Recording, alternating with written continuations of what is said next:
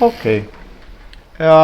Então, pessoal, hoje nós teremos a quinta aula da disciplina de bioenergética e metabolismo. E nessa aula de hoje nós vamos dar continuidade ao tema, ao tópico de fosforilação oxidativa, que nós iniciamos na sexta-feira passada. E para isso, para essa aula de hoje, a gente vai focar em alguns processos que estão diretamente envolvidos na produção de ATP nas mitocôndrias. Então, para essa aula, eu estabeleci três objetivos principais. O primeiro deles é o de estabelecer a relação entre a formação do gradiente eletroquímico de prótons e a síntese de ATP. O segundo deles é definir a estrutura e o mecanismo catalítico da ATP sintase, que é efetivamente o complexo proteico que produz ATP usando a energia do gradiente eletroquímico de prótons. E o terceiro objetivo é entender os princípios gerais de controle da respiração, ou seja, como que as células conseguem controlar o gasto de nutrientes, a oxidação de nutrientes e a síntese de ATP. Tá? Nesse ponto, acho que é importante retomar alguns aspectos da aula passada. O primeiro deles é o de lembrar que nós estamos falando então de um processo, a fosforilação oxidativa. É um processo que ocorre nas células eucarióticas, essencialmente nas mitocôndrias, que são organelas muito particulares, compostas de duas membranas, onde na sua membrana interna há uma composição proteica de realizar reações de oxirredução. Então, nós falamos dos complexos do sistema de transporte de elétrons, complexo 1, complexo 3 e complexo 4.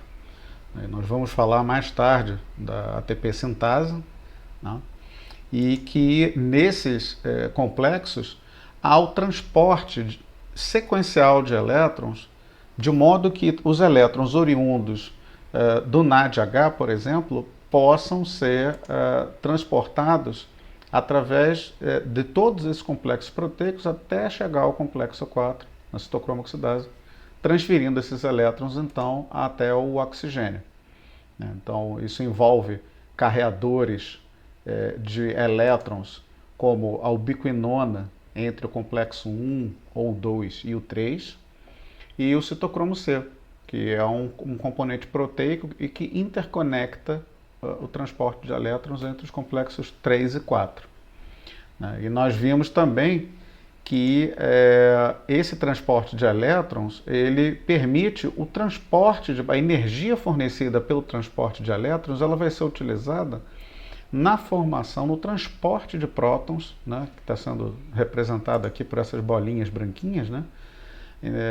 À medida que os elétrons passam por esses complexos, a energia ela é aproveitada de modo a permitir o transporte de prótons através da membrana interna, gerando um acúmulo de prótons no espaço intermembrana. Então isso gera no final uma diferença de carga. Então cargas positivas acabam acumulando no espaço intermembrana. E o que a gente vai ver hoje é que essa energia acumulada na forma do gradiente de prótons, ela é utilizada por esse complexo proteico chamado ATP sintase na produção de ATP. Né?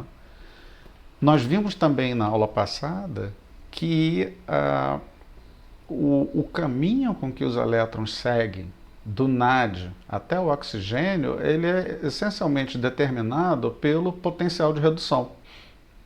Então nós vimos que o potencial de redução crescente de todos os componentes do sistema de transporte de elétrons, ele aumenta até o oxigênio. Lembrando que o oxigênio tem um maior potencial de redução de todos os componentes desse sistema de transporte. Então aquele caminho que o elétron segue, ele segue uma lógica que é determinada quimicamente pelo potencial de redução crescente. Mais importante do que isso é verificar que esse potencial de redução crescente, ele resulta na redução da energia dos elétrons que estão sendo transportados. Quer dizer, o elétron, quando ele se encontra na forma reduzida de NADH, ele tem muito mais energia do que o elétron quando ele chega no oxigênio e reduz o oxigênio à água. Mas a primeira lei da termodinâmica ela tem que ser obedecida. A energia não se cria, não se perde, ela se transforma.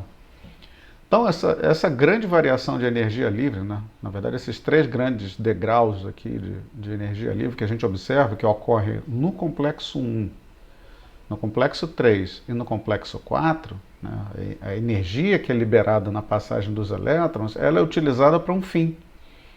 Que fim é esse?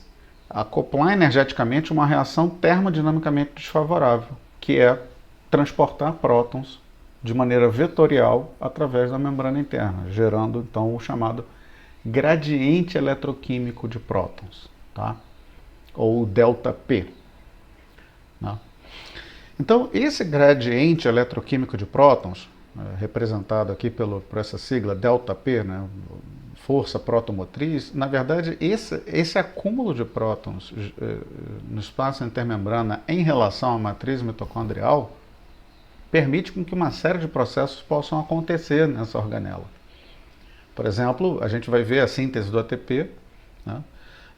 Hoje, nós vamos ver na semana que vem que a produção de oxidantes pelas mitocôndrias depende do gradiente de prótons.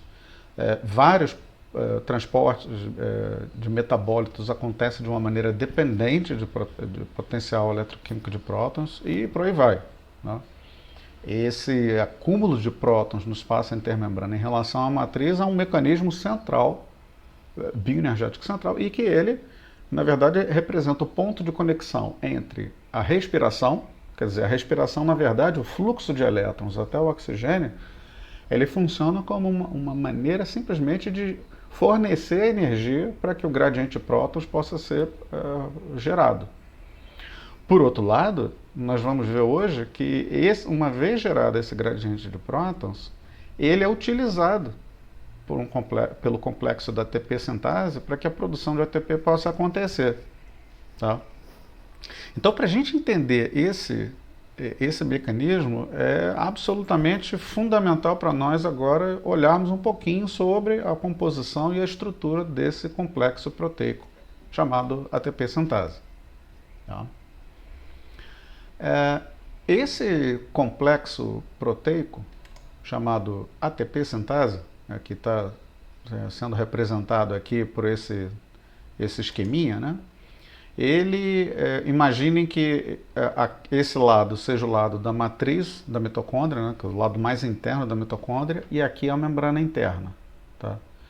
Então, esse complexo proteico, chamado F1-FO, ATP sintase, F1-FO é, na verdade, a consequência de 2 domínios que esse complexo possui.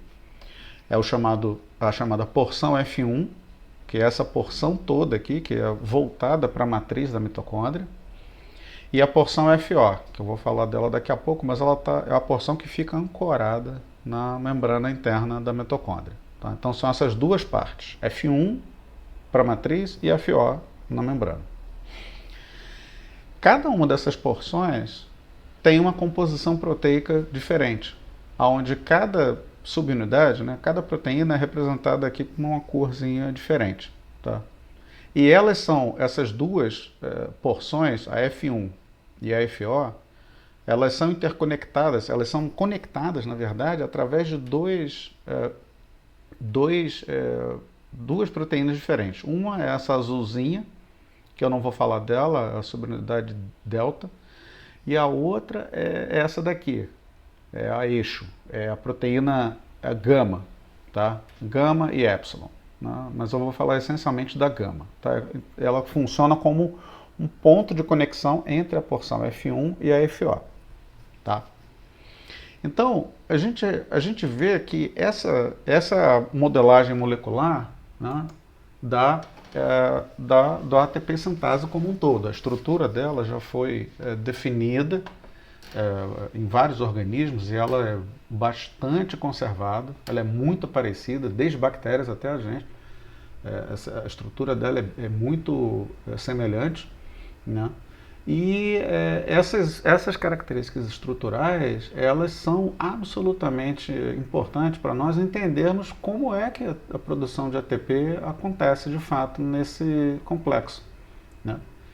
Então aqui a gente vai ver que é, o, o- a- é, de alguma forma essa porção do meio, reparem, essa subunidade gama, né, que conecta a F1 e a FO, ela fica rodando, né? E essa rotação da subunidade gama, ela é gerada através da dissipação do gradiente de prótons, né? Lembrando que aqui é uma membrana interna, então embaixo dessa membrana tem muitos prótons acumulados ali.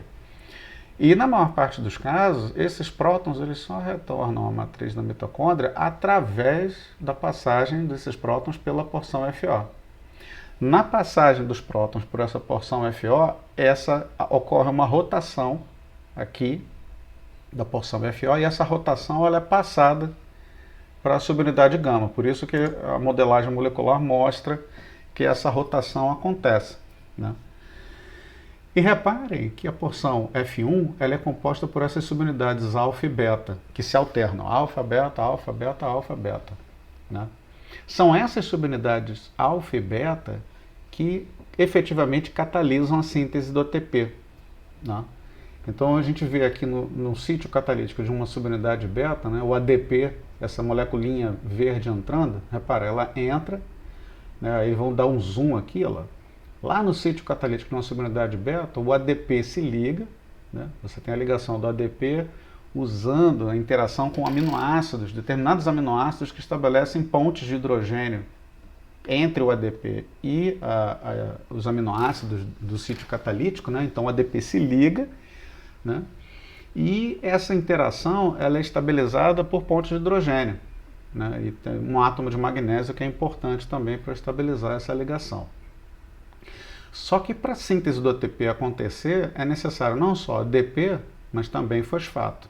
Então a gente vai ver aqui a chegada de um fosfato inorgânico. Veja, o fosfato interage com os aminoácidos no sítio catalítico e ele facilita a mudança de conformação dessa subunidade beta, favorece a ligação do fosfato com ADP, né?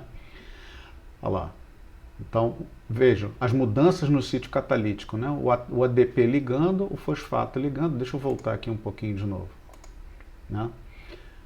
Então, a mudança de conformação que ocorre no sítio catalítico, ela é dada em função da mudança de conformação da subunidade beta. Então, essas mudanças de conformação, na verdade, são cruciais para que o fosfato seja capaz de ser ligado covalentemente ao ADP, né?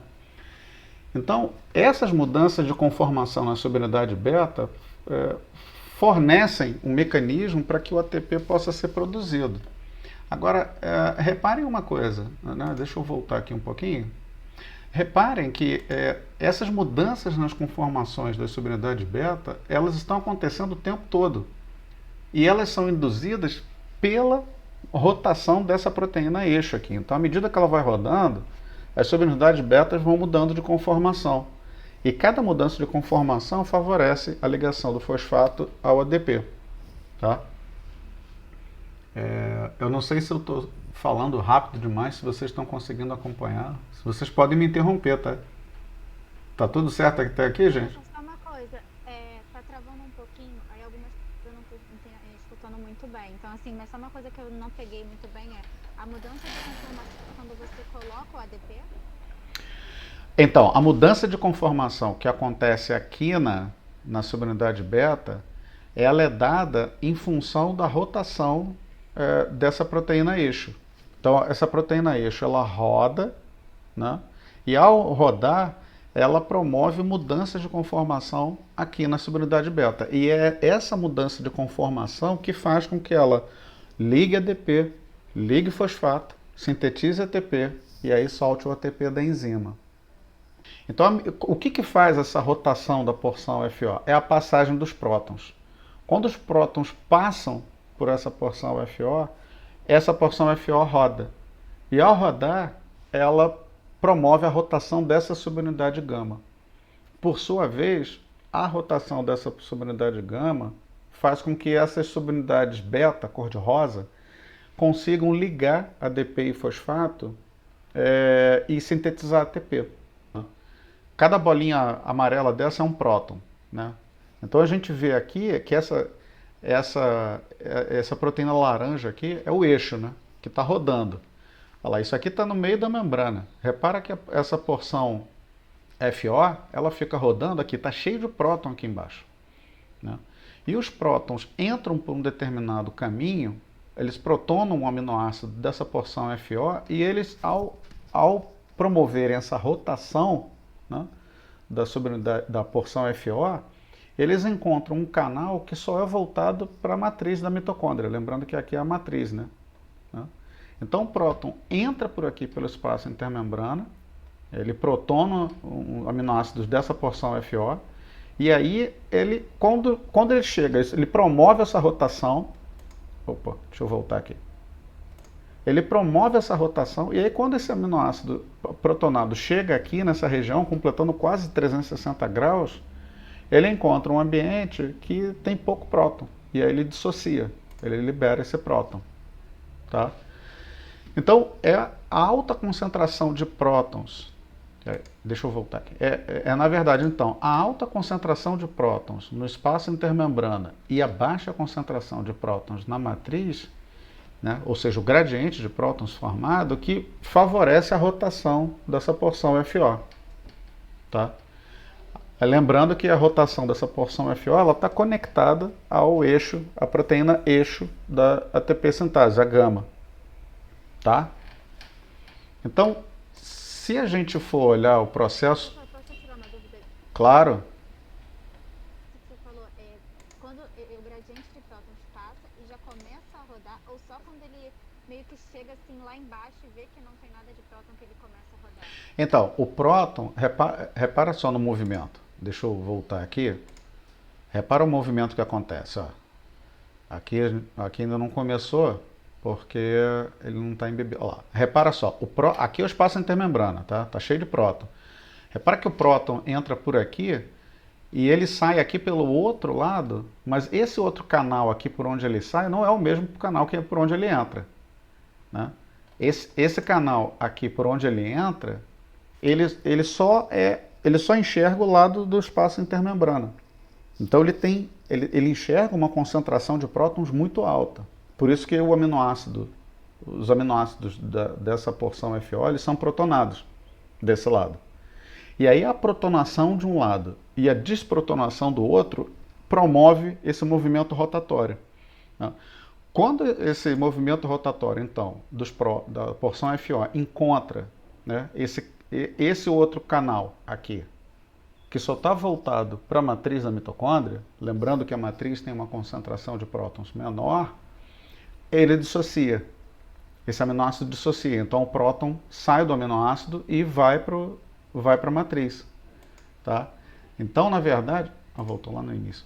Então, na verdade, é esse movimento, o movimento da porção FO, na verdade, é dado em função da diferença de concentração de prótons entre a matriz em cima e o espaço intermembrana, e que essa passagem de prótons ela é transformada em movimento molecular mesmo. Esse movimento acontece em função da dissipação da energia do gradiente de prótons. Né? Lembrando, primeira lei da termodinâmica. Né? A energia é conservada. Então a energia do gradiente de prótons agora está sendo conservada em parte em quê? Em movimento. Né? E esse movimento, por sua vez, ele vai ser transformado agora em ligação química. Né? Em ligação química do fosfato com ADP, formando ATP. Tá? Ficou um pouquinho mais claro agora? Nesse outro videozinho, a gente vê o seguinte. Né? Então, reparem, aqui está o processo integrado. Né? Então, aqui é a membrana interna. A gente vê duas ATP sintases aqui. Ó. Aqui é a matriz e aqui o espaço intermembrana. Repara que o acúmulo de prótons no espaço intermembrana, os prótons são passados de volta à matriz através da porção FO. que está aqui ancorada na membrana. E que essa passagem dos prótons pela porção FO promove esse movimento rotatório da porção FO, que é ancorado àquela subunidade gama, como se fosse um eixo. E que essa rotação dessa proteína eixo promove mudanças de conformação aqui na porção F1, aquelas que sintetizam ATP, né? Então, essa rotação da subunidade gama lá, ela muda a conformação da subunidade beta, e aí, para cada rotação, a gente vê ADP liga fosfato, sintetiza ATP, solta ATP. Né? Então, são mudanças conformacionais na subunidade beta que promovem efetivamente a síntese ATP. Alguém tem alguma dúvida? Professor, Sim, tem uma pergunta no chat, sim, que é, na verdade, sobre os slides anteriores, sobre o transporte de elétrons na membrana interna. sim. É a pergunta da Cristal. Ela perguntou por que esse é um processo termodinamicamente desfavorável. Por que que o transporte de elétrons é um processo termodinamicamente desfavorável? Bom, vamos voltar lá. Isso. Ah, Do próton. por que que o transporte de prótons é um processo termodinamicamente desfavorável? Né? Ele é termodinamicamente desfavorável por uma razão. Porque ah, o, naturalmente, durante o processo de respiração, a maior parte dos prótons que estão presentes na mitocôndria, assim, assumindo uma célula viva, oxidando nutrientes e produzindo ATP. Tá? Então, assumindo essa condição vital, a maior parte dos prótons ela vai estar acumulada no espaço intermembrana, certo? Então ele vai estar, deixa eu voltar aqui nesse esqueminha, nesse videozinho, que eu acho que fica mais claro. Né? Então a gente tem que assumir que a maior parte dos prótons que são encontrados na mitocôndria, eles são encontrados no espaço intermembrana, né? Aqui, assumindo que a respiração está acontecendo, né? E prótons estão sendo transportados. Tá? Então, né, lembrando, à medida que passa os elétrons, transporta prótons, né, o transporte de elétrons ele é super favorável, vocês viram, né, a termodinâmica, a variação de energia livre ela é muito negativa, então é favorável. Então, ó, é essa condição aqui, ó, tá vendo? Numa condição normal, a maior parte dos prótons vai estar aqui, no espaço intermembrana. Tá? Aí pensa o seguinte, se já existe uma determinada concentração de prótons aqui no espaço intermembrana, a gente imagina que vai ser mais fácil, termodinamicamente mais favorável ou mais desfavorável transportar prótons? Não? A resposta aqui é que vai ser mais desfavorável. Quer dizer, a quantidade de energia necessária para tirar esse próton daqui da matriz e colocar ele para cá vai ser maior, certo? É como se você fosse assoprar dentro de uma garrafa, né? Se você pegar uma garrafa e tentar assoprar, no início você consegue, porque a pressão do ar dentro da garrafa é baixa. Só que vai chegar uma hora que você não vai conseguir mais assoprar, porque a pressão do ar dentro da garrafa vai estar tão alta que os seus músculos não conseguem fornecer a energia necessária para você colocar o ar para fora, né? É mais ou menos isso, né? Ou você tentar encher um balão de gás cheio, né? Quer dizer, é mais fácil você encher um balão de gás vazio no início do que pegar um balão cheio e tentar encher, né? Acho que a lógica é mais ou menos a mesma. Então, por isso que o transporte de prótons numa situação normal é energeticamente desfavorável. E que, portanto, isso só vai acontecer quando ele for acoplado energeticamente a um processo termodinamicamente favorável, que no caso é o transporte de elétrons. Ficou claro, Cristal? Eu acho que para você ter outra dúvida para Sim, sanar, claro. quando o senhor fala prótons e elétrons, vocês estão eu já vi isso em outros livros também, só que a impressão que dá é que vocês falam da mesma coisa, como se prótons e elétrons fossem a mesma coisa. Não, Tem alguma diferença com certeza. para a matéria? Não, sim, eu sei que realmente existe, mas na matéria em si, parece que não. Então, é importante essa pergunta, né? Sim, há uma grande diferença. E toda vez que a gente se refere na bioquímica, né, quimicamente, a prótons e elétrons, prótons a gente se refere a próton como o cátion hidreto, né, H+. E elétrons, a gente se refere a elétrons mesmo. Se a gente assumir o NADH, né, NADH mais H+, o hidrogênio nada mais é do que próton e elétron. Então, um próton fica na matriz e o elétron, ele segue, elétron mesmo, componente atômico. O elétron segue adiante.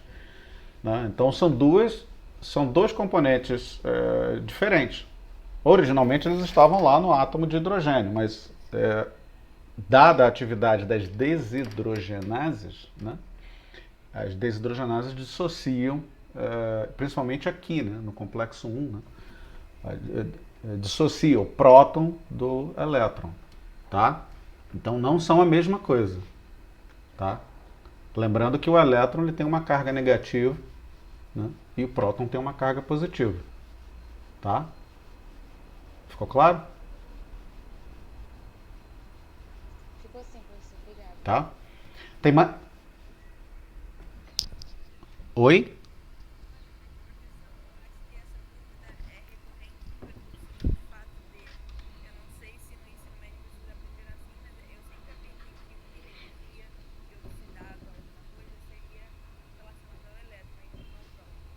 Sim, isso, exatamente.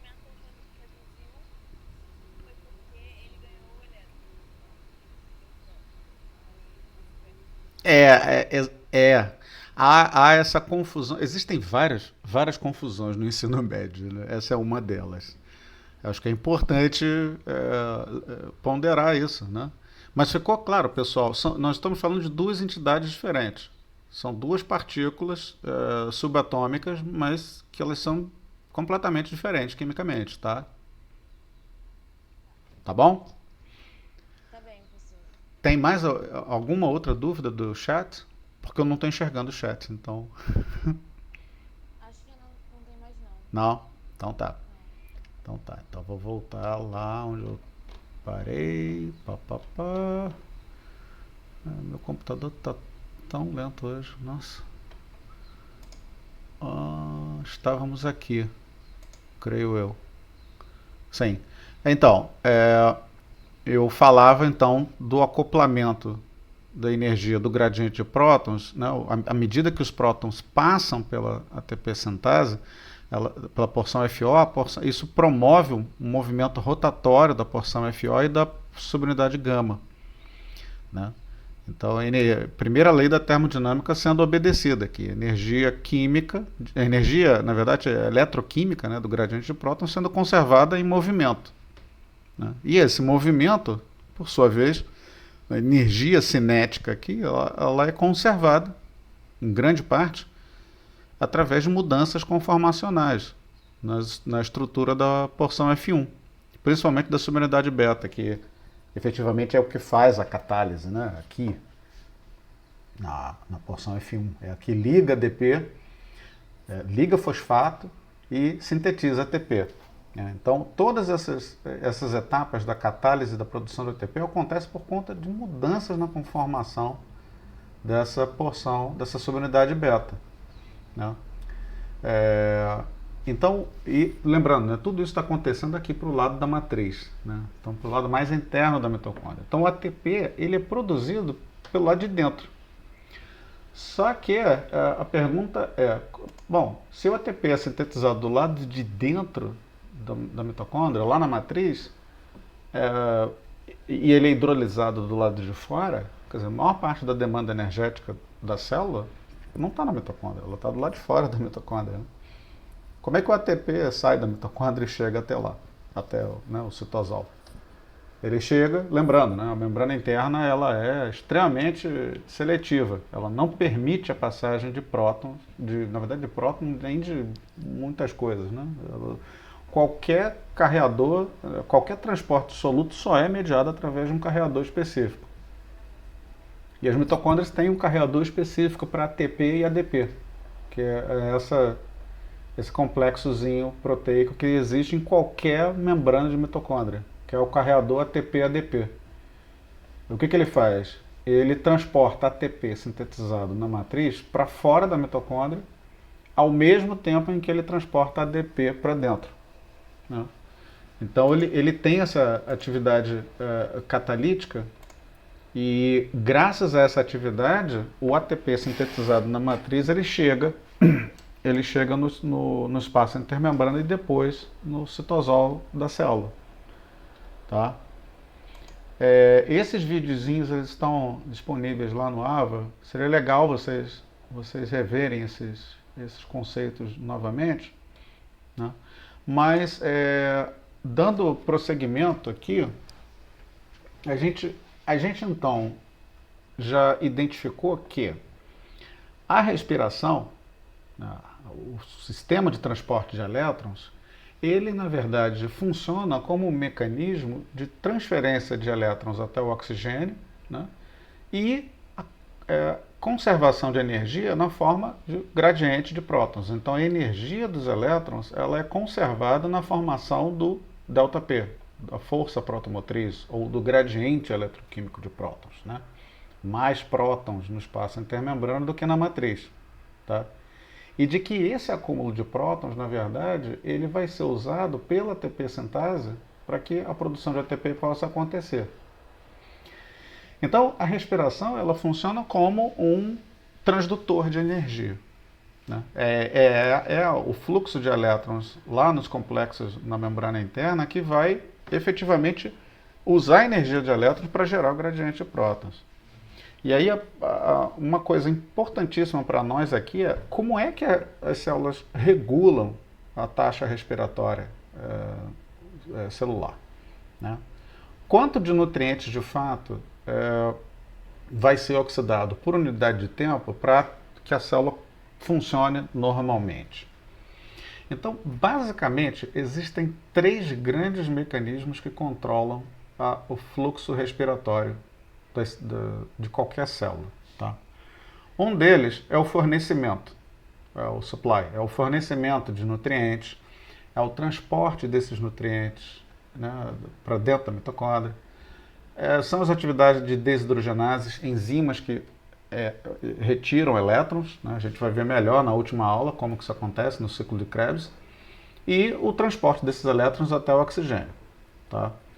Então, essa é uma forma de regular a taxa respiratória de uma célula. Por exemplo, né, se faltar oxigênio, a gente não vai ter nada disso. Por quê? Simplesmente porque o transporte de elétrons vai parar porque não tem oxigênio, certo? Inibições nas desidrogenases do ciclo de Krebs, por exemplo, também vão impactar fortemente a taxa respiratória. Por quê? Porque não vai haver fornecimento de elétrons. Ou simplesmente carência nutricional. Se você não tem combustível, não vai ter respiração porque não tem elétron, né? Então, o fornecimento, né, o supply, né, o fornecimento de nutrientes, o transporte e a oxidação e o transporte dos elétrons é um componente-chave. Outro componente que... Professor, Sim. uma dúvida.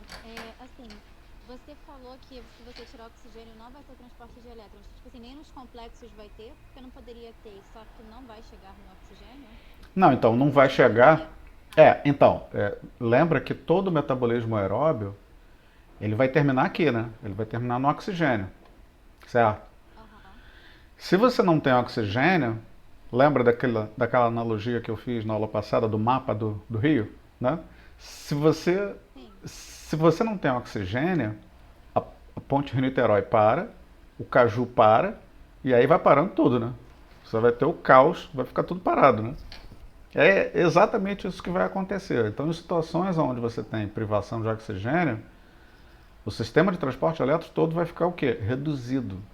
Porque ele vai acumular os elétrons que não estão chegando no oxigênio. Entendeu? Então, isso aí... Professor, ele Oi? fica reduzido, mas ele não para? Não. Ele fica Alguma Então, hora eles param. não, então, lembra que a situação extrema, né? Não tem oxigênio. Aí vai parar o complexo 4, vai parar o citocromo C, vai parar o complexo 3 e vai começar a parar tudo. Quer dizer, parar, o que significa parar? Não vai haver transporte de elétrons, certo? Imagina você lá parado na linha vermelha dentro do ônibus, né? Você está lá parado, não vai fazer nada, não tem para onde ir. Lembra que o transporte de prótons, ele é endergônico, ele é desfavorável energeticamente, e ele só vai acontecer quando os elétrons passarem pelos complexos. Porque a energia necessária para que os prótons sejam transportados vem exatamente da passagem dos elétrons. Se o elétron não passa, né, se não há reação de redução e oxidação dentro dos complexos, não há o fornecimento de energia, entendeu? Ia ficar tudo parado. Como fica parado, não há formação do gradiente, né? Por isso, somos tão dependentes de oxigênio. Porque sem o oxigênio, a nossa demanda energética ela não é atendida, simplesmente porque a fosforilação oxidativa não vai funcionar. Tá claro aqui? Sim, professor. Sim, ficou, obrigada. Tá. Então, o fornecimento, né, o que a gente chama como supply, né, é um dos mecanismos que controla a taxa respiratória de uma célula. É o único? Não. Existe um outro mecanismo que é a demanda. Eu já falei dela aqui algumas vezes, né? A demanda energética. Ou seja, qualquer processo bioquímico que acontece numa célula que use ATP. Contração muscular, por exemplo, né? A contração muscular, ao hidrolisar ATP, gera ADP. E com isso, a razão ATP-ADP tende a diminuir, na medida em que os níveis de ADP vão aumentar um pouco em relação aos de ATP. Esse desequilíbrio entre os níveis de ATP que caem e ADP que aumenta durante a demanda vai ativar a síntese de ATP pela ATP sintase. Então a ATP sintase, numa situação de alta demanda energética, ela vai ser ativada. No que ela vai ser ativada, né, lembra que para que a síntese ATP possa acontecer é necessário o quê? Passagem de prótons, né? A gente acabou de ver ali pela ATP sintase. Ou seja, só há síntese de ATP se houver a passagem de prótons. Então, em outras palavras, isso significa dizer que quanto maior for a demanda energética, maior vai ser a taxa respiratória. Por quê? Porque como o maior requerimento de produção de ATP, isso significa maior consumo do gradiente de prótons. Maior vai ser o uso da energia do gradiente de prótons. Com isso, essa redução do gradiente de prótons, ela vai ser compensada pela passagem de prótons pela respiração. Então, a atividade, o transporte de elétrons aqui no sistema, ele vai aumentar para tentar recompor o gradiente de prótons. Tá? Ficou? Professor, Sim. por isso assim, se você tiver assim, se você tiver pouco oxigênio, por um tempo você vai aumentar um pouco essa produção de ATP? Se não tiver. Você aumentou se você aumenta a demanda, né? Tipo, você tá, na verdade, na verdade você tá respirando mais, mas assim, você abaixa um pouco o oxigênio e produz mais ATP, é isso? Não, na verdade é o contrário, tá? O que eu estou dizendo é que quando você tem uma situação de alta demanda, por exemplo, contração, né? Você está correndo. Quando você corre, você está aumentando a hidrólise de ATP, certo? Então, com isso, os níveis de ATP em relação ao de ADP caem um pouco, não muito, mas caem o suficiente para que esse pequeno aumento de ADP em relação ao ATP ative a ATP sintase na mitocôndria. E aí, com isso, a ATP sintase começa a ressintetizar ATP mais rapidamente. Lembra na segunda aula? Na segunda aula nós vimos isso, a homeostase energética, que mesmo lá a mosquinha voando durante 1 hora, os níveis de ATP são controlados. Lembra disso? Por que isso acontece? Isso acontece exatamente por causa desse mecanismo. Porque com o aumento da demanda energética, a ressíntese de ATP, a síntese de novo de ATP, ela é ativada. Tá? Um dos mecanismos que contribuem para a ressíntese do ATP nós vimos, foi a creatina quinase. Mas o outro é esse daqui, é a ATP sintase. Então a ATP sintase, nessa situação de alta demanda, ela vai consumir mais energia do gradiente de prótons, tá? Então, a intensidade do gradiente de prótons ela vai diminuir um pouquinho no momento em que a demanda aumenta. Qual é o efeito compensatório disso na respiração? Como o gradiente de prótons cai um pouquinho, significa que vai ficar menos difícil, né? Vai ficar mais fácil transportar prótons aqui no complexo 1, 3 e 4. E como o transporte de prótons ele é acoplado, ele é dependente do transporte de elétrons, o transporte de elétrons vai acontecer numa velocidade maior. É uma resposta compensatória. Então a célula vai respirar mais exatamente numa situação de alta demanda energética. Por quê? Porque o gradiente de prótons vai estar sendo consumido. Tá? A gente vai elaborar isso um pouquinho melhor na explicação da prática que vocês vão fazer, tá? Mas seria importante a gente já ter um certo esclarecimento aqui. Ficou claro aqui esse ponto, gente? Vocês têm alguma dúvida aqui? Professor, é porque minha dúvida, desculpa, assim, eu sei que é do paper, mas é porque eu estava tentando comparar esses gráficos do paper, aí tem um que mostrava, assim, realmente um aumento no consumo de oxigênio e chega um ponto que fica zero, mas, assim, o ATP continua crescendo, sabe? O ATP não chega a zero, aí eu fiquei com essa dúvida por isso. Não, ali no paper é outra coisa, porque ali você está... Tem a influência do H2S, ali é outra coisa, né? Até porque você tem outros mecanismos fora da mitocôndria que contribuem na produção de ATP. O que eu tô me referindo aqui é o controle que a demanda energética exerce sobre a fosforilação oxidativa. Tá? Então eu estou falando aqui do controle da demanda especificamente nas mitocôndrias. Tá? E nesse caso, esse controle ele é totalmente dependente de oxigênio.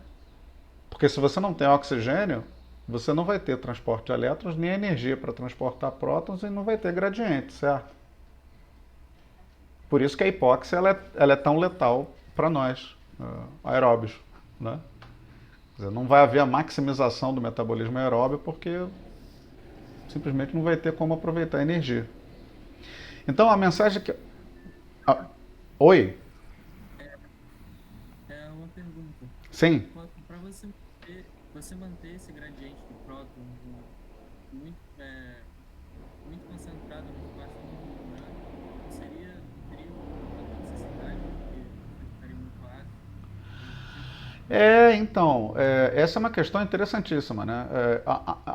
Lembra que a membrana, eu só estou representando aqui a membrana interna, tá? A membrana externa, ela está aqui em algum lugar aqui fora, tá? E a membrana externa, ela é bastante permeável. Então, a maior parte dos prótons, na verdade, eles ficam acumulados aqui, exatamente próximos à membrana interna. Eles não ficam soltinhos como aparece naquele esquema. Aquele esquema aqui, ó, os videozinhos que eu mostrei, eles são puramente didáticos, tá? Mas na prática, esses prótons eles ficam acumulados como se eles estivessem ligados aqui na membrana interna. Então eles não ficam soltos, né? E o fluxo de prótons para fora e para dentro da mitocôndria acontece o tempo todo, de uma tal forma em que a variação de pH que a gente observa aqui no espaço intermembrana nunca chega à ordem de 2 unidades de pH, por exemplo. Tá? Então, na prática, se você considerar pH 7.2, né, 7.4 dentro da normalidade, você nunca vai encontrar um pH, na verdade, eu diria 1,5. A variação de pH na ordem de 1,5 aqui. Você não vai chegar a tanto. Tá? Não sei se eu te respondi. Sim. Tá? Então, a mensagem que eu quero deixar aqui é que a demanda energética ela exerce um efeito ativador da respiração simplesmente pelo consumo do gradiente de prótons, e a ativação da respiração ela vai acontecer como uma resposta compensatória a essa pequena redução do gradiente de prótons. Tá? E o terceiro e último mecanismo, que eu vou falar brevemente aqui, mas a gente vai elaborar melhor amanhã, na aula de amanhã, é o vazamento de prótons, né? Leak. Quer dizer, é uma parte da energia do gradiente de prótons, né, que é usada, parte dos prótons são transportados de volta para dentro da mitocôndria, para a matriz da mitocôndria, para um caminho alternativo à ATP sintase. Aqui, quando os prótons passam pela ATP sintase, a primeira lei da termodinâmica está sendo obedecida de que forma? A energia do gradiente de prótons está sendo acumulada, agora está sendo mantida na forma de energia química, ATP. Nesse caso aqui, vazamento, né, de energia, né, de prótons, né, os prótons, a energia do gradiente de prótons, ela passa através da membrana interna por um mecanismo específico que a gente vai ver, tá? Mas essa energia ela não é aproveitada quimicamente. E a gente lembra que a variação de energia livre ela sempre compreende dois componentes, ou trabalho ou dissipação como calor. Nesse caso aqui, o vazamento do gradiente de prótons, né, permitindo um retorno dos prótons para um caminho alternativo à ATP sintase, ele majoritariamente vai contribuir na formação, na geração de calor. Tá? Então, esses são os três grandes mecanismos que controlam a capacidade respiratória de qualquer célula. Tá? Falando um pouquinho... Sim. Desculpa, o que acontece se a ATP sintase para de funcionar por algum motivo e os prótons ficam acumulados no espaço da membrana? Tem acidose? Então, excelente pergunta. A gente vai ver isso na demonstração da aula prática, que quando a ATP sintase ela é bloqueada, qual seria a sua resposta metabólica aqui? Né? Quer dizer, acumularia prótons no espaço intermembrana, certo? Os prótons não teriam como passar para dentro da mitocôndria. Isso vai gerar uma situação de acidose. Aí volta a pergunta que me fizeram agora. Você vai ter uma variação grande de pH na célula? Não vai. Aqui, nesse caso, não vai, por quê? Porque os prótons eles ficam praticamente presos aqui na membrana interna. E a variação de pH que a gente observa, mesmo nesses casos, não chega a 2 unidades de pH. Tá? Então, e nessa situação, quando o gradiente de prótons chega a um nível, a uma concentração muito alta, a concentração de prótons é muito alta em relação à da matriz, o que vai acontecer é que o fluxo de elétrons começa a diminuir. Tá? A gente vai elaborar isso daqui a pouquinho. Tá? Ficou mais claro?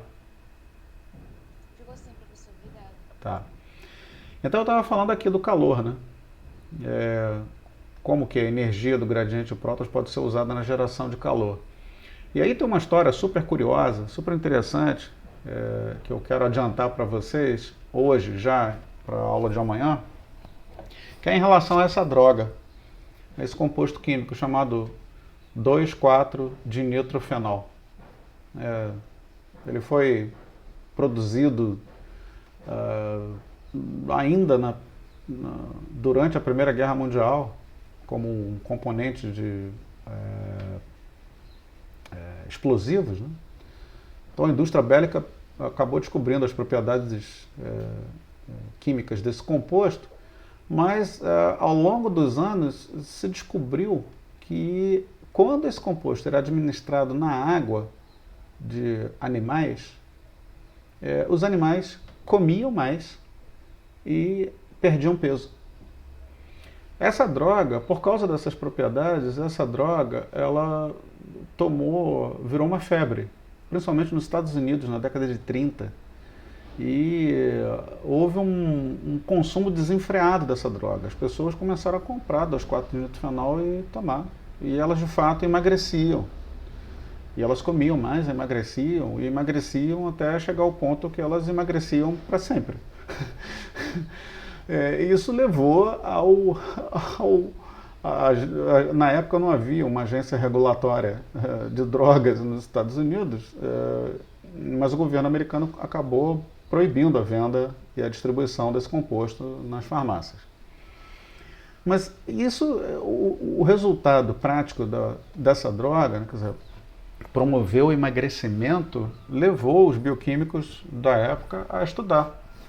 Então lá no final da década de 30 e início da década de 40, essa droga já havia sido banida do mercado Mas esse pesquisador brilhante, prêmio Nobel em medicina, Fritz Lippan, resolveu estudar o papel dessa droga, o efeito dessa droga, metabolicamente, né? E para isso ele usou extratos de rim de coelho. Então ele preparou extratos de rim de coelho na presença e na ausência dessa droga. E ele mensurou duas coisas. Ele mensurou a taxa respiratória do extrato do tecido e a captação de fosfato, que reflete a síntese de ATP. Tá? Então ele mediu o quanto respirou e o quanto produziu de ATP. E ele estabeleceu uma razão. O quanto de ATP foi produzido em função da quantidade de oxigênio consumido. Ou seja, uma razão de eficiência da fosforilação oxidativa. Tá? Repare uma coisa, nessa linha aqui, então é o experimento controle. Nada, quer dizer, não é adicionado nenhum composto. Né? Então, esse é o consumo de oxigênio, e esse consumo de oxigênio permite essa produção de ATP. Então, essa razão, quando ele faz essa razão do fosfato esterificado em ATP por oxigênio consumido, ele chega nesse valor, 2,2. Olha o que acontece com o tecido mantido na presença dessa droga de nitrofenol. O consumo de oxigênio é mantido, mas a síntese de ATP ela é fortemente reduzida. De modo que agora, com a razão, se você faz a razão ATP oxigênio, a razão é em torno de 10%. Que conclusão que a gente chega aqui?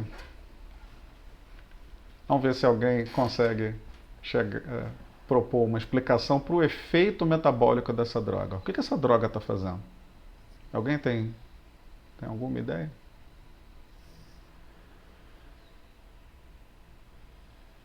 Provavelmente está prejudicando alguma coisa no gradiente de prótons, né? Tipo, Uhum. ou na própria ATP sintase. Acho que é por aí a ideia. Exatamente. Não sei. Exatamente. Né? Mas pensando aqui no contexto do significado do processo metabólico, né? Quer dizer, fosforilação oxidativa. Né? Então, fosforilação é do ADP, né? Quer dizer, a síntese do ATP. Então, fosforilação oxidativa reflete o processo metabólico onde ocorre síntese de ATP dependente de oxidação. Né? Oxidação de nutrientes e redução de oxigênio, respiração. Essa droga, ela afeta igualmente os dois processos? Não. Ela está afetando o quê? A síntese do ATP. Mas repara, a respiração, ela é preservada. Ou seja, isso significa dizer o seguinte, poxa, por que as pessoas emagreciam então? Né? Elas emagreciam porque, na presença dessa droga, essa droga promove um desacoplamento entre a síntese do ATP e a respiração. A respiração, a energia fornecida no transporte de elétrons, ela continua acontecendo. Os elétrons estão passando pelos complexos, estão chegando no oxigênio. Só que, de alguma forma, essa droga impede a síntese do ATP na mitocôndria. Né? Então eu trago esse exemplo histórico para mostrar a vocês que, nesse caso, é uma droga, tá? Mas nós temos um processo fisiológico que é capaz de usar a energia do gradiente de prótons para outros fins, né? E aqui no caso, geração de calor. Né? Então, a energia do gradiente de prótons vai ser usada aqui para gerar calor, não para síntese de ATP. Então, o que essa droga faz, na verdade, ela dissipa o gradiente de prótons sem que os prótons passem pela ATP sintase. Tá? É uma maneira farmacológica de usar o gradiente de prótons não para síntese do ATP, mas para geração de calor. E, de fato, as pessoas que tomavam essas drogas, elas sofriam de hipertermia. Elas suavam copiosamente, resultado desse fenômeno metabólico. Né? Curioso é que, quando a gente olha na literatura, né, mesmo em condições hipercalóricas, né, se a gente olhar aqui, por exemplo, isso é em camundongo, isso é um trabalho recente, 2014. Se os animais camundongos em dieta hiperlipídica, eles são mantidos na presença de nitrofenol na água de beber, colocado de nitrofenol na água de beber, eles continuam ganhando peso. Mas eles ganham bem menos peso do que o animal bebendo água normal. Né? Então, e a redução, né, o menor ganho de massa corpórea aqui não é por redução de massa magra, músculo, ossos. Né? Ele é resultado de redução de massa gorda, de redução de gordura mesmo. Ou seja, essa redução de gordura que impacta no peso corpóreo total do animal. Bom, mas qual é a conexão? Por que o animal ganha menos peso? Por que as pessoas emagreciam quando tomavam essa droga? Né? Então lembra que essa droga, o que ela está fazendo? Ela está aumentando esse componente aqui, né? O leak. Ela está fazendo com que os prótons sejam passados de volta para a matriz da mitocôndria sem que passe pela ATP sintase. Só que lembre que a demanda energética corpórea, ela continua acontecendo. Ou seja, a ATP sintase vai ter que trabalhar ainda mais rápido e intensamente para tentar atender a demanda. Porque como o gradiente de prótons está sendo usado por um mecanismo que compete com a ATP sintase, isso significa que a redução do gradiente de prótons é ainda maior. Com isso, o fluxo de elétrons aqui, os mecanismos de transporte, oxidação e o sistema de transporte de elétrons vai ter que trabalhar ainda mais rápido para tentar recompor o gradiente de prótons e com isso manter o ATP. Tá? Então isso explica por que a massa corpórea dessas pessoas diminuía ao longo do tempo de tratamento com essa droga. Tá? E nesse caso aqui, né, no modelo animal também, né? O animal até ganha um pouco de peso, mas ele ganha claramente menos peso do que o animal ao controle. Né? Então, a gente pode fazer uma analogia, né, entre o sistema de transporte de elétrons e a síntese de ATP na mitocôndria como se fosse um circuito elétrico mesmo. Né? Então a gente pode fazer a analogia de que o sistema de transporte de elétrons, né, todos os complexos, 1, 3, 4, né, eles funcionam como se fosse um disjuntor, como se fosse um interruptor, que permite a passagem de elétrons. Né? E essa passagem de elétrons, ela cria um mecanismo energético de formação de gradiente de prótons. Né? Como se o elétron passasse pelo fio, né, e chegasse até o ventilador, até o equipamento elétrico que efetivamente vai representar o trabalho que vai ser realizado.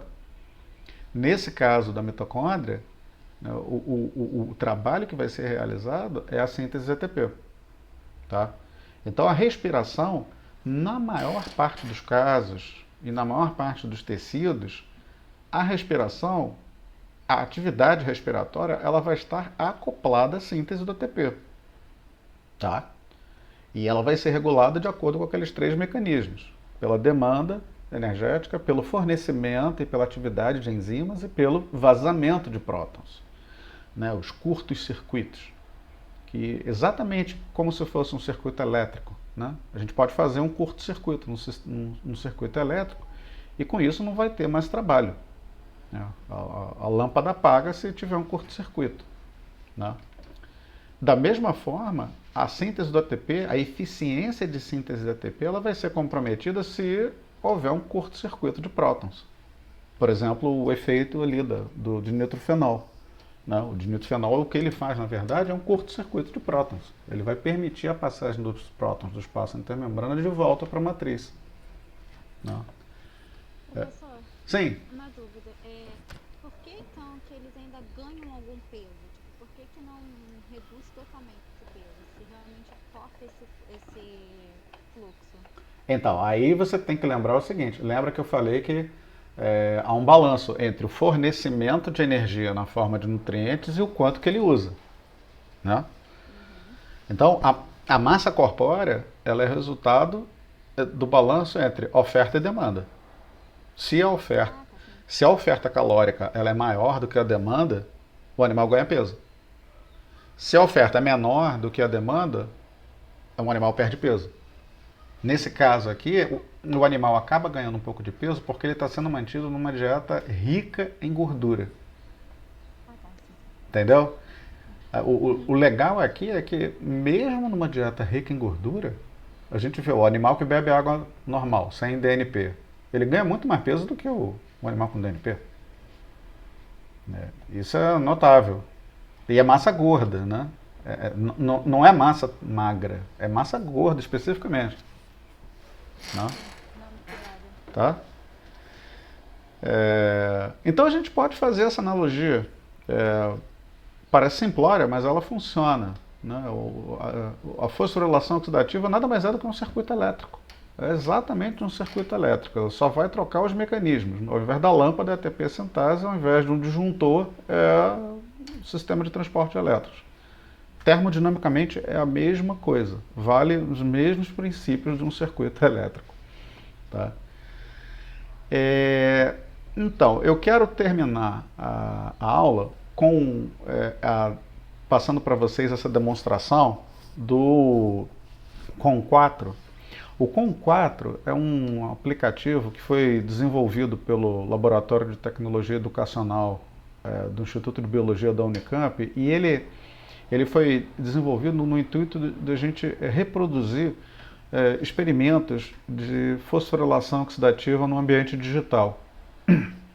Então, como as circunstâncias nos levaram a essa situação, eu acho que foi um achado muito interessante. Então eu vou passar o vídeo aqui com vocês e vou parando à medida que ele for avançando.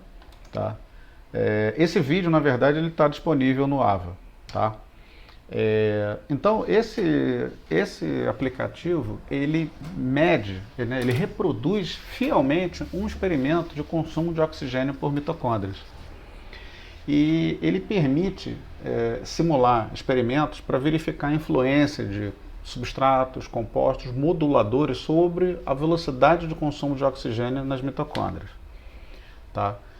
Então, nesses experimentos, o que a gente vai simular é a adição de uma suspensão de mitocôndrias. Tá? Então, se a gente extraísse as mitocôndrias dentro das células e adicionasse essas mitocôndrias dentro de uma câmara, que eu vou mostrar daqui a pouquinho, em que dentro dessa câmara existe um eletrodo, como se fosse um eletrodo de pHmetro, só que ele é calibrado para mensurar os níveis de oxigênio dissolvidos no meio aquoso. Tá?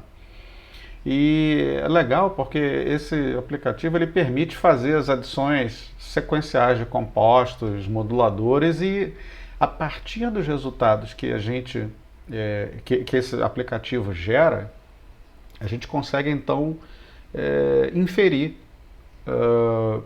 mecanismos de ação desses moduladores e a eficiência sobre a fosforilação oxidativa. Tá? Então, eu vou avançar aqui um pouquinho. Aqui, eu quero parar aqui.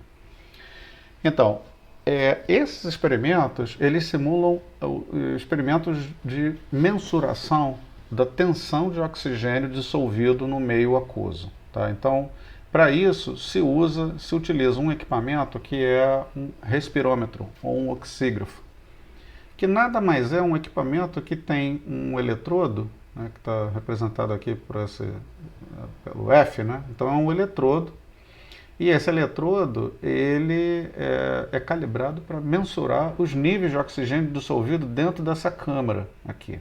Tá? Repara que essa câmara ela tem duas entradas, né? Tem uma entrada para o eletrodo e tem uma outra entrada que é por onde uma tampinha. Você tem uma tampinha que é por onde você adiciona os moduladores. Tá? Então todas essas medidas são feitas no meio aquoso. Né? Praticamente boa parte da informação que a bioquímica tem sobre metabolismo mitocondrial foi obtido usando um equipamento muito semelhante a esse. E essa câmara, ela é uma câmara de vidro, ela é termostatizada, ou seja, a temperatura dela é controlada. Ela é controlada por um fluxo de água que passa direcionalmente né, através desse compartimento, e esse fluxo de água ele é gerado por um banho termostatizado. Então você regula a temperatura da água do banho, você liga a bomba e a bomba vai circulando, vai empurrando a água para circular através desse compartimento, né? Então, isso de um modo a manter a temperatura da medida. Por fim, a homogeneidade dessa câmara ela é mantida por um agitador magnético. Então tem uma barrinha magnética que fica rodando aqui. Todo esse sistema ele é montado em cima de uma placa de agitação magnética. Então essa pequena barra magnética aqui fica rodando para manter a homogeneidade dos compostos que são adicionados dentro dessa câmara, tá?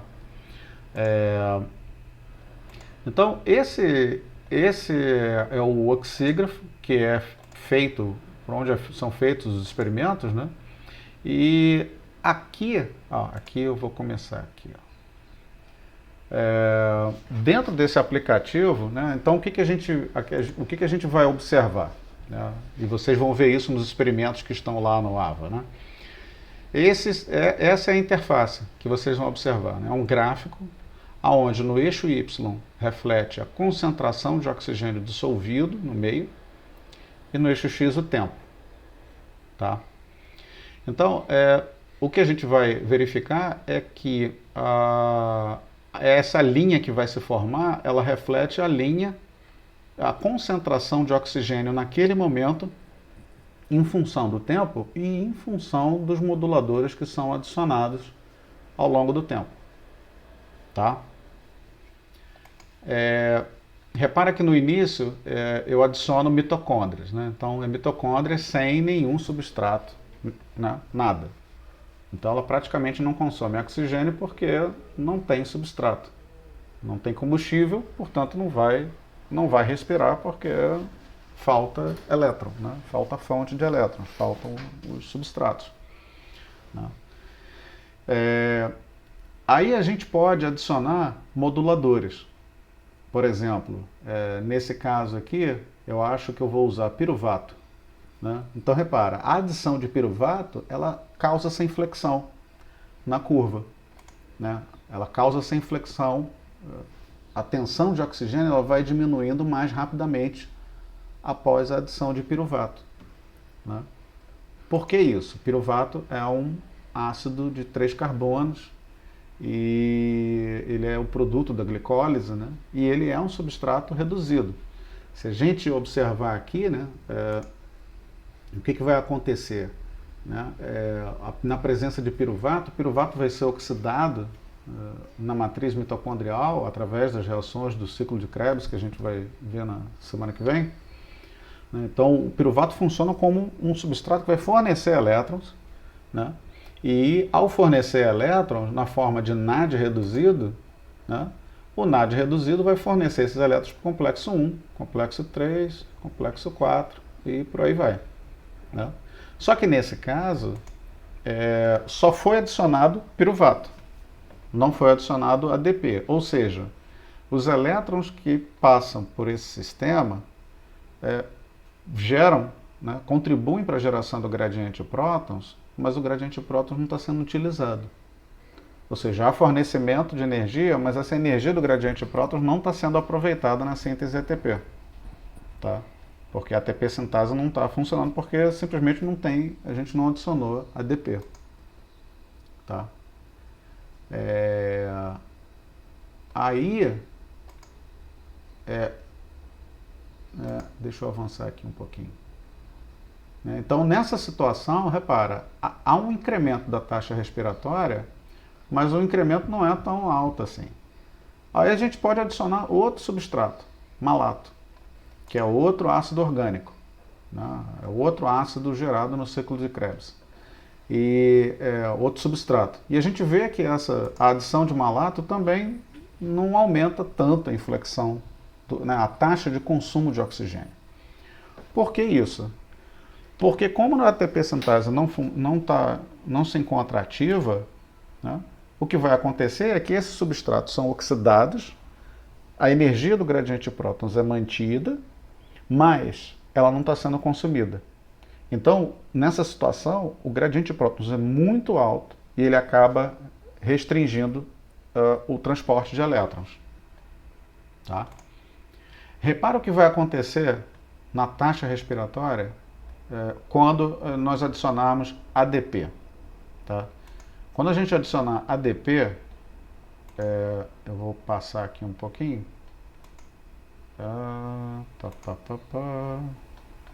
Aqui. Eu vou adicionar ADP. Olha o que acontece com a taxa respiratória quando ADP e fosfato são adicionados ao meio. Por que a inflexão foi tão alta aqui? Quer dizer, por que a taxa de respiração aumentou tanto quando ADP e fosfato foi adicionado?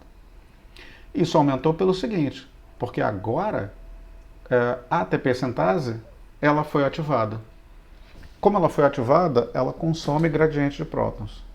E ao consumir o gradiente de prótons, o sistema de transporte de elétrons tem um efeito compensatório, que é tentar recompor o gradiente. Então, a atividade de transporte de elétrons até o oxigênio vai aumentar para fornecer mais energia para que o gradiente de prótons seja restabelecido. Isso aqui é um exemplo claro do controle da respiração dado pela demanda energética. Quer dizer, é como se a gente estivesse aumentando a demanda energética aqui nesse caso. Tá? Vocês estão conseguindo acompanhar, gente?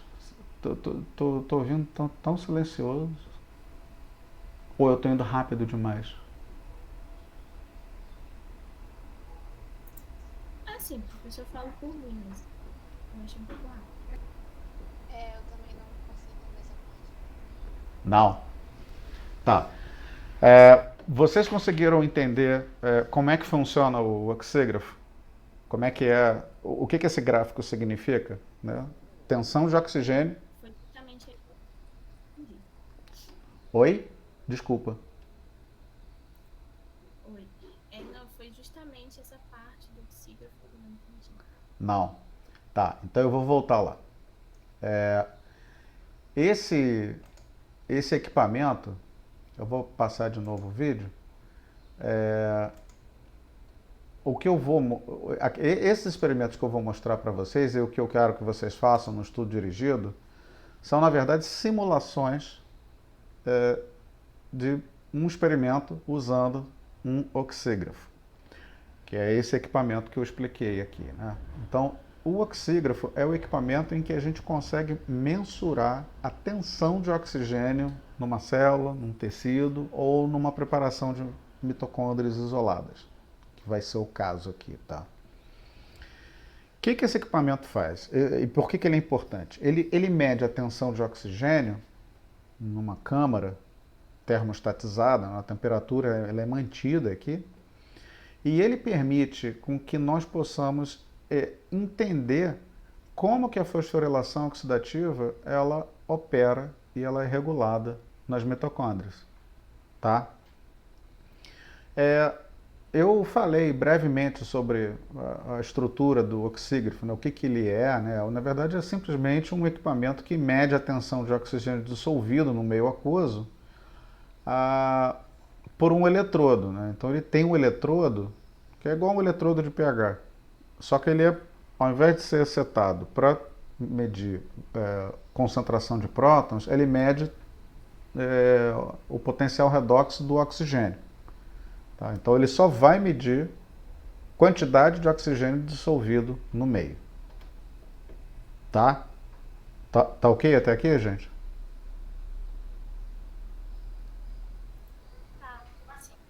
Tá. Então, essa homogeneidade na câmara do oxígrafo ela é garantida de duas formas. Uma pela temperatura, então tem um banho circulante que passa a água por aqui para manter a temperatura. Tá? Então a temperatura ela é fixa. A outra, a homogeneidade ela é dada por uma agitação magnética. Então você tem um agitador magnético que fica rodando aqui e os moduladores, todos os moduladores que você adiciona no sistema, eles são mantidos homogeneamente aqui dentro. Tá? Então essa interface ela vai permitir, né, esse equipamento vai te permitir mensurar a quantidade de oxigênio dissolvido nesse meio ao longo do tempo, tá? Então imagine o seguinte exemplo, tá? A gente vai mensurar a tensão de oxigênio, as variações na tensão de oxigênio, tá? Então esse gráfico que é gerado é o gráfico que vocês vão ver no estudo dirigido, tá? Então esse gráfico ele reflete a tensão de oxigênio dissolvido no meio, no eixo Y, em função do tempo, tá? Professor, eu não estou entendendo muito bem. O que é essa tensão de oxigênio? É o consumo? Não. A tensão ela reflete a concentração de oxigênio dissolvido no meio. Ela é a concentração, ou seja, é a quantidade de oxigênio dissolvido no meio, tá? Repara que lá no início, quando a gente começa o experimento, a gente adiciona MIT. MIT a gente adiciona mitocôndria, né? A gente extraiu mitocôndrias das células e adicionou dentro da câmara do oxígrafo, tá? Então, a tensão de oxigênio, a concentração de oxigênio dissolvido, ela continua alta. Por quê?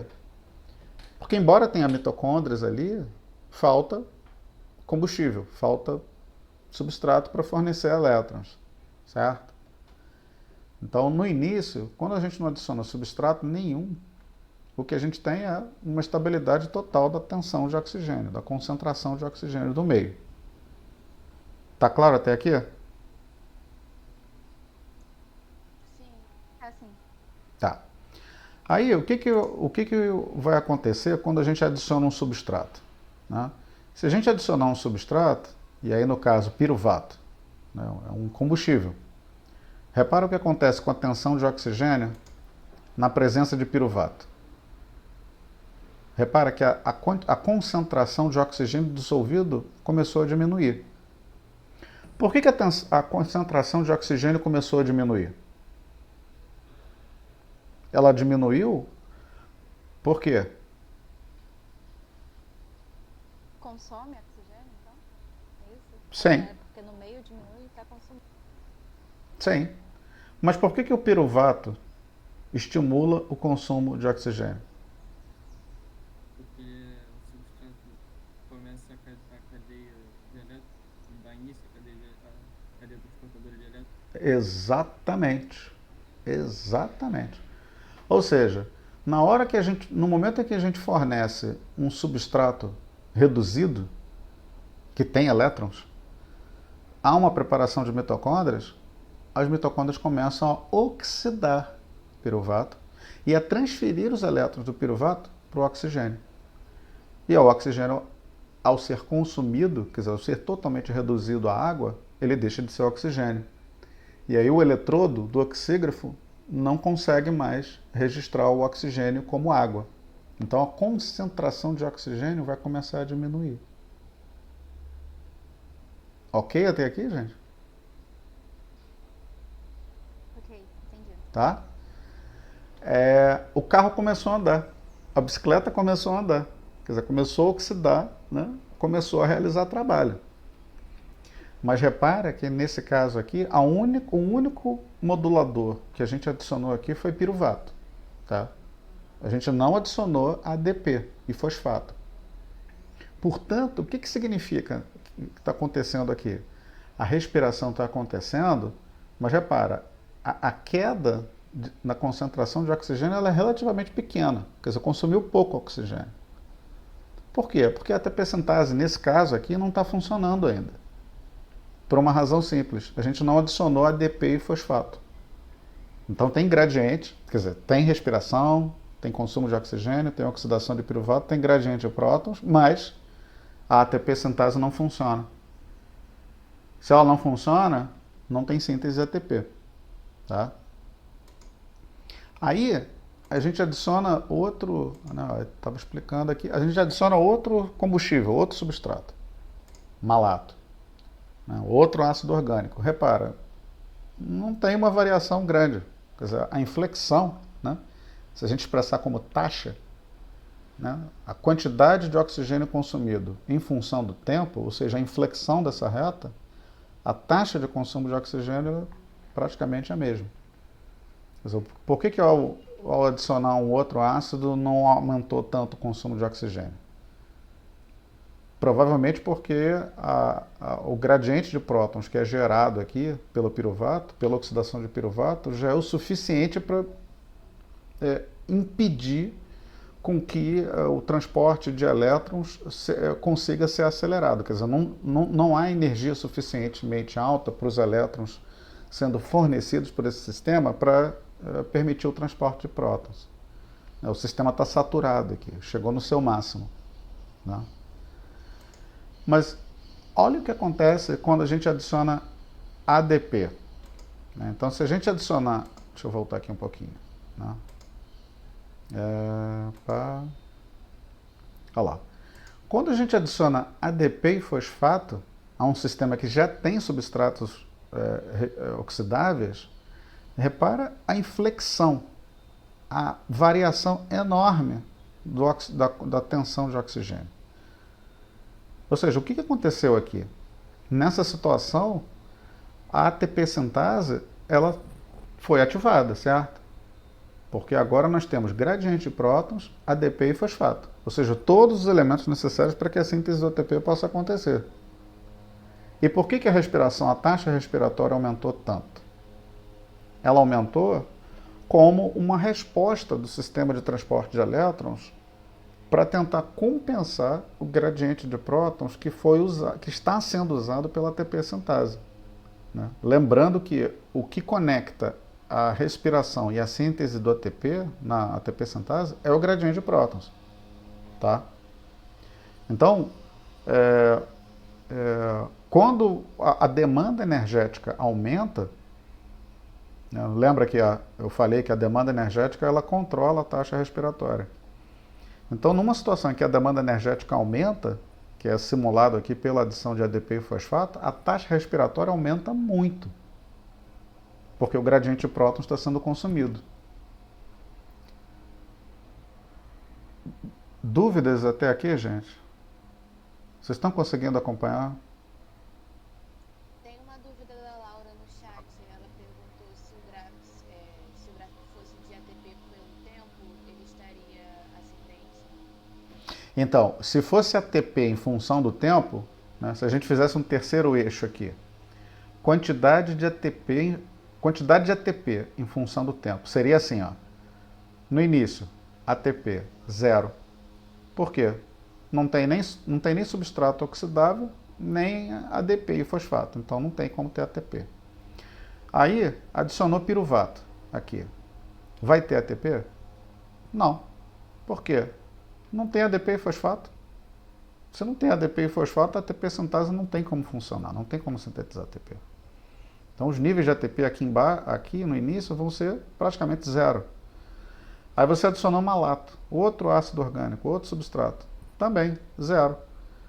Quando chegar aqui, quando você adicionar ADP e fosfato, aí aqui sim, aí os níveis de ATP vão lá em cima. Deu para entender bem melhor. Entendeu? Então, nessa situação aqui, o que vai estar acontecendo? A síntese do ATP vai estar sendo maximamente ativada. Tá? Tá claro até aqui, gente? Assim. Tá? Sim. Então, mas será que é o gradiente de prótons, então, que regula a taxa respiratória? Né? O que acontece, por exemplo, se a gente inibir a ATP sintase? Olha só que bacana.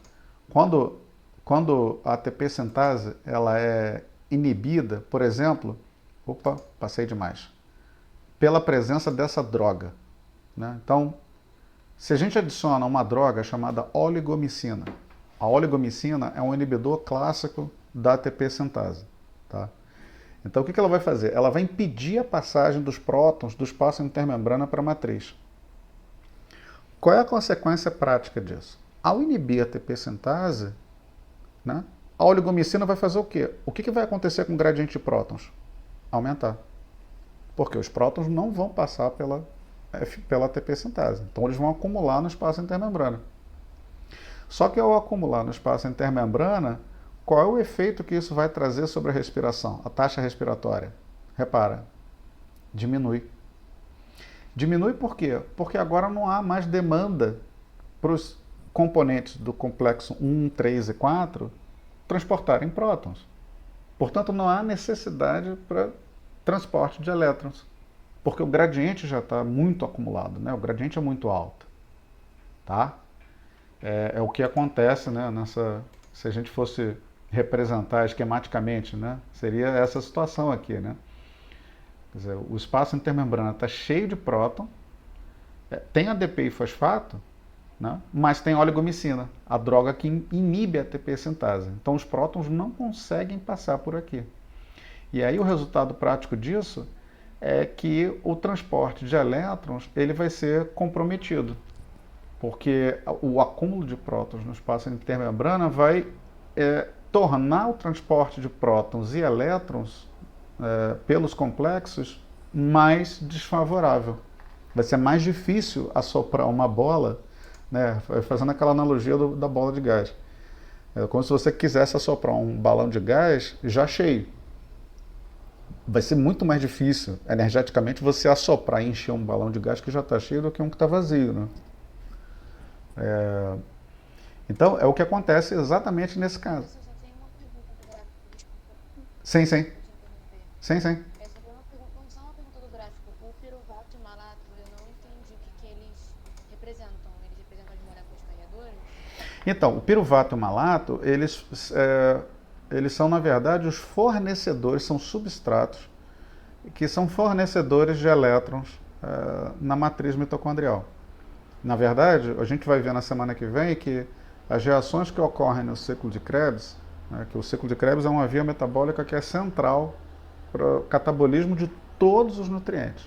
Todo o metabolismo aeróbio dos nutrientes ele vai convergir no chamado ciclo de Krebs, ou ciclo do ácido cítrico. O piruvato ele é um substrato que é importantíssimo porque ele é um precursor de um dos ácidos do ciclo de Krebs. E o malato, por acaso, é um dos ácidos do ciclo de Krebs. Então, o piruvato e o malato, na verdade, são praticamente intermediários do ciclo de Krebs. Tá? Então, eles atuam como fornecedores de NADH ou FADH2 para o sistema de transporte de elétrons funcionar, entendeu? Entendeu? Obrigada. Nada. Então, nessa situação em que a ATP sintase ela se encontra inibida, né, a gente tem uma taxa respiratória que é muito baixa, porque o gradiente de prótons impede o transporte de elétrons. Né? Lembrando que o transporte de elétrons e o transporte de prótons ele se encontra, né, na maior parte dos casos, acoplado. Né? São processos energeticamente acoplados. Tá? Mas será que é o gradiente de prótons mesmo que faz isso? Quer dizer, então, em última análise, será que é o próprio gradiente de prótons que regula a taxa respiratória? Né? E aí eu faço uma demonstração aqui do efeito daquela droga, o 2,4-dinitrofenol, lembra? Aquela droga emagrecedora. Se a gente adiciona essa droga, que lembrando, o que ela faz? Ela permite com que os prótons do espaço intermembrana sejam transportados de volta para a matriz mitocondrial por um mecanismo alternativo à ATP sintase. Tá? Aí, olha só o que acontece com a taxa respiratória, nesse caso. Né? Ao adicionar DNP, olha o que acontece com a tensão de oxigênio. Mesmo com a ATP sintase inibida, se a gente fornece um mecanismo de transporte de prótons alternativo para a matriz, claro, aqui não vai haver síntese de ATP, né? Mas vai haver respiração. Lembra que a gente viu aquela tabela do Fritz Lipmann, né? Quando ele mostrou inicialmente o mecanismo de ação do DNP? Olha que interessante. Ao adicionar DNP, a taxa respiratória aumenta enormemente. Quer dizer, por que a taxa respiratória aumenta tanto aqui? Porque agora o gradiente de prótons está sendo consumido, porque o DNP está fazendo com que os prótons sejam transportados de volta para a matriz. Qual é o impacto que isso vai causar na respiração? A respiração, o fluxo de elétrons nos complexos vai tentar compensar a perda do gradiente de prótons, fornecendo mais energia, mais prótons e, portanto, maior vai ser o fluxo de elétrons que vai chegar no oxigênio, para tentar recompor o gradiente de prótons. De novo, é a questão da oferta e demanda de energia. Tá? Alguma dúvida aqui, gente? Só uma coisa, nesse exemplo, você botou essa primeira droga, né, a oligomicina, Isso. depois o DNP, Isso. separadas? Não, é sequencial. Primeiro a oligomicina, Uhum. tá? Porque elas não têm um efeito contrário, então assim, Exato, qual que se sobrepõe a outra? exato, né? Elas têm um efeito exatamente contrário, porque a oligomicina ela impede, ela inibe a ATP sintase. E qual o efeito compensa? O que vai acontecer com o gradiente de prótons? Na presença de oligomicina, o gradiente de prótons vai aumentar. Como Mas aí você bota DNP. Continua, desculpa. Como o gradiente de prótons aumenta, a demanda pelo transporte de elétrons lá na respiração vai diminuir. Quando a gente, mesmo nessa situação, com a ATP sintase inibida, se a gente dissipa o gradiente de prótons usando o DNP, né, o que o DNP vai fazer? Ele vai consumir o gradiente de prótons. Só que ao consumir o gradiente de prótons, qual é a resposta da mitocôndria ao respirar? Ela vai respirar mais. Por quê? Porque a atividade dos transportes de elétrons ela vai ser maior justamente para tentar compensar o baixo gradiente de prótons. Entendeu?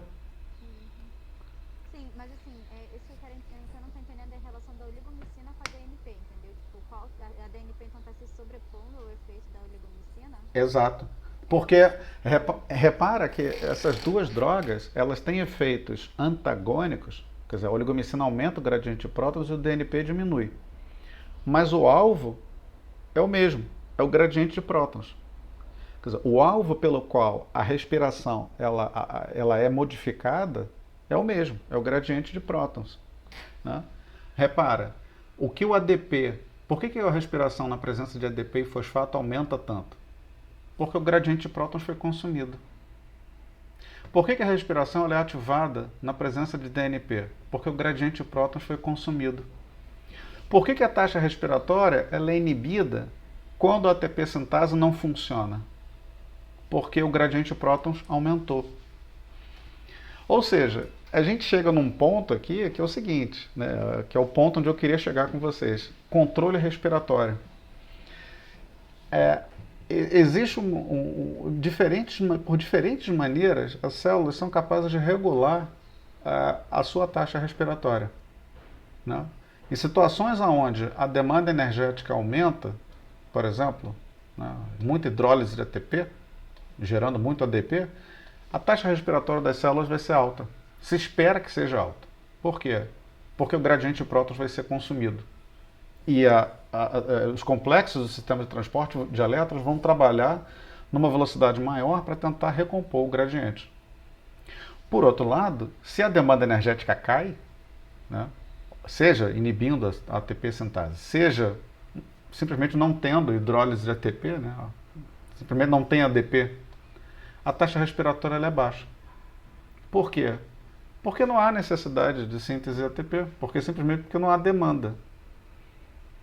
Repara que esse controle é um controle chave do metabolismo aeróbio. Por quê? Porque ele vai ou usar mais nutrientes para sustentar a demanda energética, né, sustentar a respiração e a demanda energética, ou ele vai usar menos nutrientes.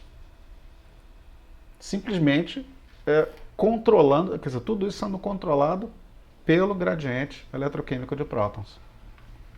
Tá? Ficou mais claro? É porque eu não entendi de que forma a DNP ela consome os prótons, porque ela então...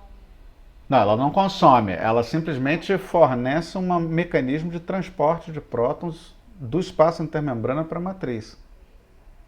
Sim, mas de que forma isso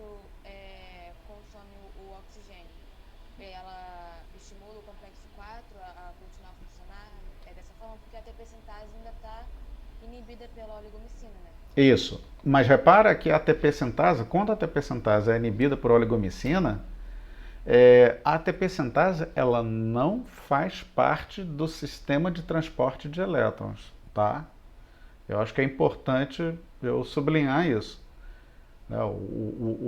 O sistema de transporte de elétrons envolve do complexo 1 ao complexo 4. E aí o oxigênio é reduzido à água. A ATP sintase é outro complexo, tá? Por onde não passa elétron, passa próton. Tá? Então é um mecanismo diferente. Por que o DNP exerce esse efeito estimulatório tão intenso? Porque ele dissipa o gradiente de prótons, ele permite com que os prótons retornem à matriz por um caminho alternativo à ATP sintase. Na verdade, o que acontece é que o DNP ele é protonado. A própria molécula de DNP ela é protonada e, ao ser protonada, ela é transportada para a matriz da mitocôndria. E lá ele desprotona. A cadeia independente da ATP sintase. Exatamente. Exatamente. Obrigada. Nada. Tinha uma outra pergunta, não tinha? Alguém ia fazer uma pergunta. Eu acho. Tá? Alguma dúvida aqui, gente? Eu sei que isso é complicado. Mais ou menos, assim, é porque eu tô lendo agora, né? Aí eu penso assim, tipo, se você botou oligomicina, você vai impedir a passagem de prótons pelo ATP sintase, tá? Os prótons estão lá se acumulando. Aí depois você coloca o DNP, você não deveria então aumentar mais ainda do que o normal se fosse sem a oligomicina? Aumentar o quê? O consumo de oxigênio, mais do que o normal sem a oligomicina. Não, repara que ele. Se você olhar a inflexão, né? A inclinação da reta aqui, quando a ATP sintase funciona, ela é mais ou menos igual à inclinação da reta do DNP, né? Ou seja, a inclinação da reta aqui ela reflete a capacidade respiratória, ou seja, o quanto de oxigênio a mitocôndria é capaz de consumir por unidade de tempo, né? Repara que elas são praticamente o máximo, né? Ou seja, isso significa dizer o seguinte, que nesse caso aqui, quando a ATP sintase funciona plenamente, a taxa respiratória ela é praticamente idêntica à capacidade máxima. Quando você dissipa o gradiente de prótons todo, entendeu? Entendi, acho que foi, sim. Eu sei que é difícil, é bem difícil a gente, né, olhar isso e tentar conectar as ideias, mas eu acho legal vocês fazerem o estudo dirigido. São 4 experimentos simples, são bem parecidos com esse, tá? Mas eu acho que valeria muito a pena vocês fazerem para tentar vocês assimilarem e tirarem as dúvidas que vocês tiverem comigo, tá? Então, com isso, eu encerro a aula de hoje. A gente conclui alguns pontos importantes. Primeiro, a energia do gradiente eletroquímico de prótons ela é usada pelo complexo da ATP sintase na produção de ATP. Então a gente sabe para onde a energia de todo o metabolismo aeróbio ela converge, né? Ela convergiu na formação do gradiente de prótons e na produção de ATP pela ATP sintase. Segundo ponto, a ATP sintase ela tem estruturalmente 2 porções. A FO, que usa a energia liberada no transporte de prótons do espaço intermembrana para a matriz da mitocôndria, na rotação da subunidade gama, que é aquele eixo, né, que conecta a porção FO com a F1, e a porção F1, que usa a energia motora da subunidade gama, do eixo, para realizar mudanças conformacionais das subunidades beta envolvidas na síntese da ATP. Terceira, a respiração ela é regulada basicamente por 3 mecanismos distintos: pela oferta de nutrientes, pela demanda energética e pela dissipação da energia do gradiente de prótons na formação de calor. Quarto e último ponto, a respiração ela pode acontecer de maneira desacoplada da síntese de ATP. E esse último ponto a gente vai desmembrar ele melhor na aula de amanhã, quando a gente discutir os mecanismos de controle do gasto energético. E eu sempre gosto de colocar uma bibliografia sugerida. Eu sempre sugiro o Biochemistry Destroyer, que está disponível gratuitamente no NCBI, e 2 aulas adicionais da minha colega, professora Alissa Kowaltowski, do Instituto de Química da USP, da Universidade de São Paulo, também como material acessório. E eu só quero terminar a aula fazendo uma mais singela homenagem a um dos meus mestres, que infelizmente partiu essa semana, o professor Franklin Rungeneck, professor emérito titulado no Instituto de Bioquímica e que inspirou a tantas gerações de alunos e cientistas por onde tiveram a honra e o prazer de conhecê-lo, e que foi um dos fundadores do curso de Ciências Biológicas e Modalidade Médica. Certamente o legado do professor Franklin continua vivo entre nós.